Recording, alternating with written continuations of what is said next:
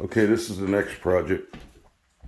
What it was, a unit where the occupants were just horrible.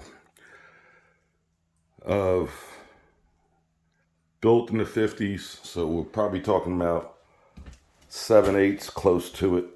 T&G for subfloor. You can see it there. I also knocked a hole through it with my hammer. So the subfloor is rotten as well.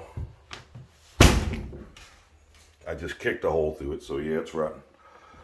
And on top, sheathing looks like 3/4. Had tiled in the 70s. So we tried scraping the tile off. Here you can see a picture of the old and the new. And we realized the top sheathing was so rotted that it was not worth trying to scrape the tile off. Besides that, you're damaging the sheathing, and whatever you try to put down, you'd have to patch it and smooth it, so it wasn't worth it. So we just ripped it out. It's about 3 sheets, 2.5 sheets, something like that. The wall here is 3/8 rock from the 50s. We're going to put it back with a 1/2-inch backer board or hardy board or whatever they call it. You can see here where I cut a line all the way across into the corner. I did that to get the old rock down, get it thrown out, and to see what's behind it. But in the end, we're gonna cut it right up to the bottom of the wall cabinets, and in here, same thing. And this way we could butt the 1/2-inch right to the cabinet tight all the way around. You can see here, if I could get a picture. You see that grease on the end of the knob there? That's grease. So that means whoever was here, or the person that was here, never turned the fan on. Look at the grease on the screw there. And further prove that, there's the duct. Look how clean it is inside.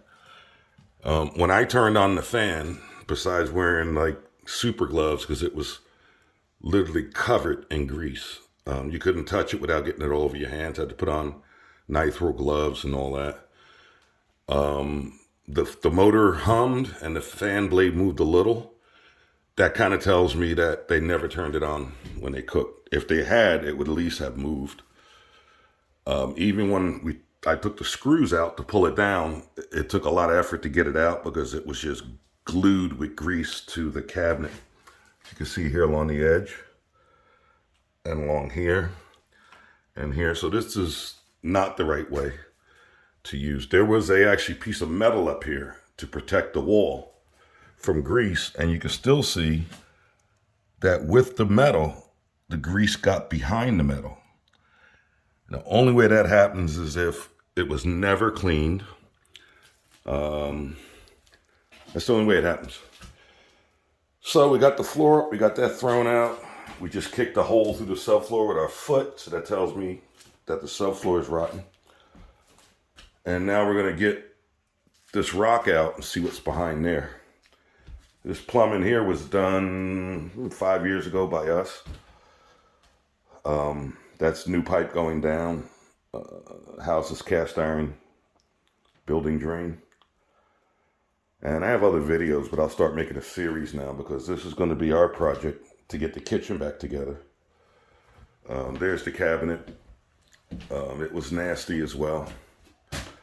We're going to try to, I think, reuse the sink and put a new countertop, reconfigure the top, and probably do a different layout on the floor. You can see the stove was here. That's the anti-tip. There's the gas line. So it's something.